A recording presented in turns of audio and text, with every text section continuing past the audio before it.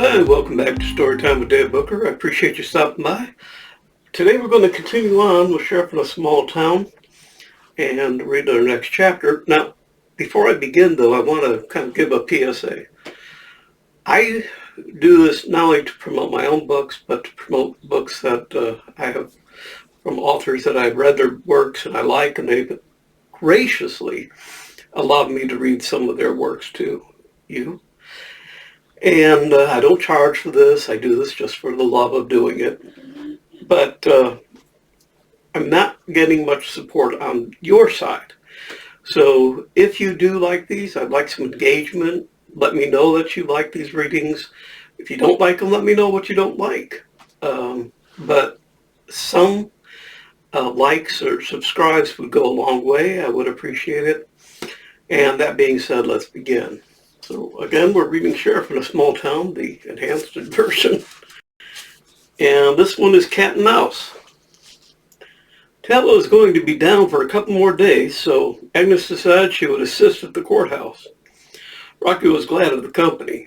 It was going to be a slow day, and he wasn't best pleased to be left alone with his own thoughts lately. After his involvement in a speeding case in which a man died, his nightmares had begun again. He was edgy and nervous. Agnes understood why and sent him to go see Talbot. Though Talbot was still sick, they could talk, and it helped Rocky take the edge off. It was part of the process on rebuilding after his attacks. Vex came in and explained that the child that had not been the couple's. It had been kidnapped in Pennsylvania in an attempt to make them look like a family. It also explained why the female had not been concerned about the child. The child was now home and thankfully safe. Turning off the main road, Rocky was heading into the hills on the border of his jurisdiction. Stopping off at his old home, he picked up Morgan for company. Morgan was complaining on almost constant boredom. After a life of activity, some of which was pretty intense, it was amusing to them both that finally being able to relax was irritating for him. He missed or maybe just the routine of living, having a place to go and something to do. Rocky broached something he had been wondering about for a while. Dad, you talk a lot about your wife, but you've never mentioned how you two met. Morgan sat up straighter, his voice tremulous. He kept his face towards the window as he started tearing up. Well, oddly enough, it was on the same day as those robberies I was telling you about. The case I never solved. Oh, it was early on a warm summer day with just enough of a breeze to stir the trees. I was doing my walk around town. I hardly ever took the car. It was a huge Dodge and I hated it. I'd walked a bit and was resting on a bench when Mary walked by. She stopped in front of me and her cheeks flushed when she did. I'm going to have to read that again, excuse me. She stopped in front of me and her cheeks flushed when she and I locked eyes. I thought she was going to, but she recovered quickly enough. She smiled at me before turning to look at the shop window. That smile was the most heart-lifting thing I'd ever seen. I sat there with my heart racing.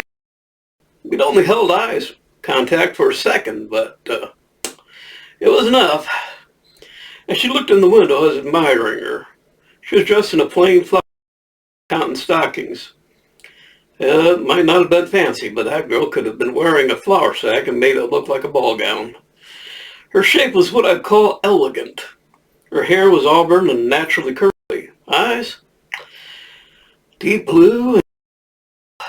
Rocky grinned at the intensity of Morgan's voice. It was as if he was reliving the moment. Rocky had never met Agnes's mother, but Agnes had hit him pretty much the same way when they first met, so he kind of knew what Morgan had felt. Excuse me, sorry. I considered it wouldn't do to go on staring at those legs and such, so I got up to do more of my walk around. Glancing back as I passed her, I was surprised that she was looking after me. We both turned fast out of embarrassment. Well, what happened next made it one of the most intriguing days of my life. Morgan turned in his seat, his face radiant in remembrance. I went across the street and backtracked. She was still looking in the windows, and I wasn't sure if she was still interested. She tailed after me for a block, then crossed the other side of the street I was on. Ducking into an alley and smoking a cigarette, I was watching for her to pass by. Well, when she did, I followed her. What a gratifying thing it was to do, too. For half an hour, we played the game of cat and mouse. We ended up outside the diner and invited her for a late breakfast. Over eggs, bacon, and toast, we talked for a while. I had a laugh when I noticed we'd been holding hands the entire time. We talked so much we had never had a bite of breakfast. She looked at the food as if it wasn't edible and told me she was much better cooked than what we could get at the diner. Next thing I knew, she had invited me to her place for dinner. I asked her to the dance for later in the evening. The way she looked at me when I'd have thought I had offered to take her to the Ritz. Turns out she was right. Dinner was even better than I expected, and I had high expectations. I was surprised and a little upset to see her wearing slacks when I came in.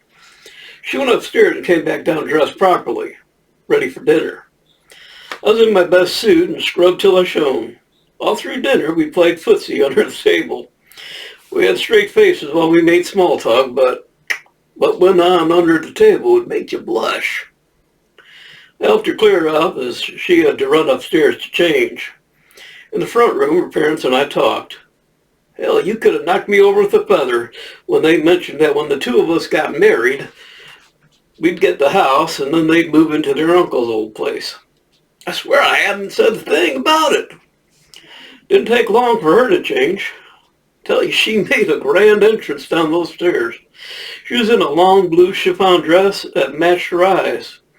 She walked like royalty, and I bowed when she got to the last step. As we walked down the street to go to the dance, I heard a final parting shaft from her dad. Said from the look of things, they'd better start planning on moving out of the house right away.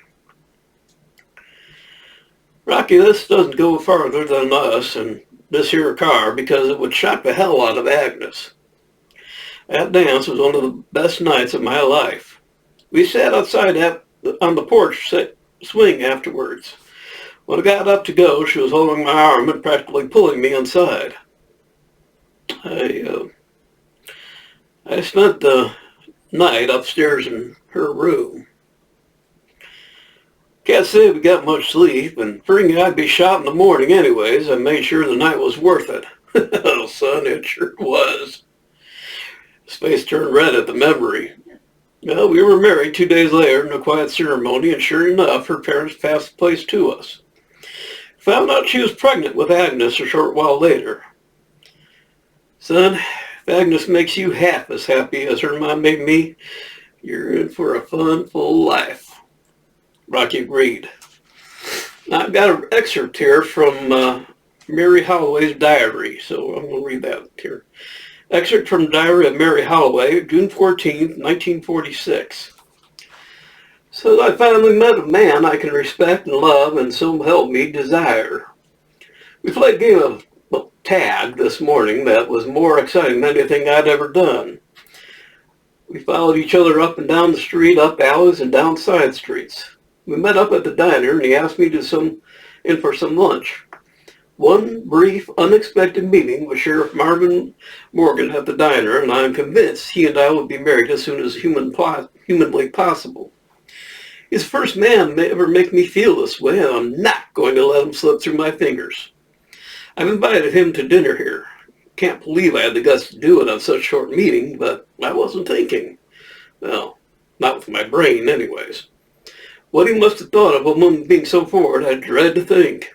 Couldn't have been that taken back because he said yes. And he invited me to a dance tonight.